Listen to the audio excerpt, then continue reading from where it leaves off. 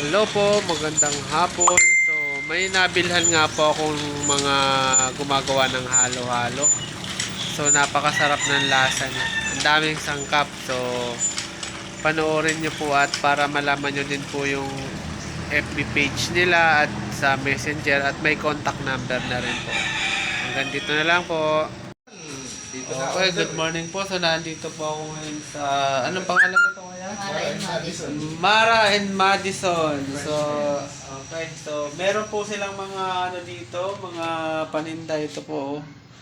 So, merong ubi halo-halo, buko pandan. So, ano sila sa mga halo-halo, yung specialty nila halo-halo. So, yung mga gusto na andito lang po yan sa Di Gracia Street.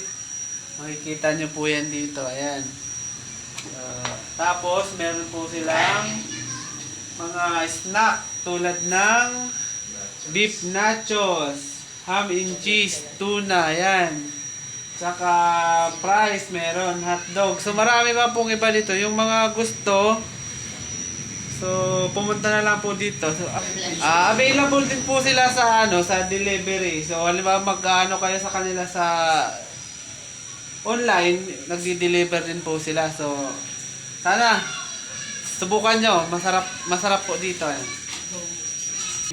So, ito po yung may-ari si Kuya. So, ayan.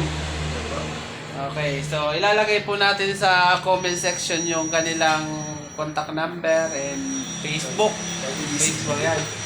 Ayan, bagong gising lang daw si Kuya. So, sana po ay tangkilikin natin ang sariling atin. Diba, Kuya? So, ikaw, Kuya, baka gusto mo ikaw, invite mo sila dito. Yeah, invite mo. I-invite ko po kayo sa Mara and Madison Refreshments. Dito po kami located sa Di Gracia Street. Malapit po sa may Alicia and Mr. Brusco. Sa Morales po. Sa pagitan kami na. Okay, so yun lang po. Sana maanohan nyo. So, hello po. So, ito po yung nila, finished product po nila. So, mango graham and leche. Ano ba ito? Leche? Ayan. So, ito po. Magkano nga po ito, te? So, sa halagang 55 pesos po ito. Punong-puno naman po. Ayan. So, titikman na po natin. Ayan. So, sana subukan nyo din po dito. Sige. So, hanggang dito na lang po muna. Dami lagi ng deliver mo. Ito na po siya, ang sarap.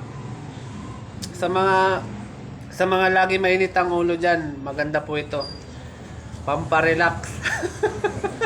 Sa mga mainitin ang ulo, subukan niyo na po dito ang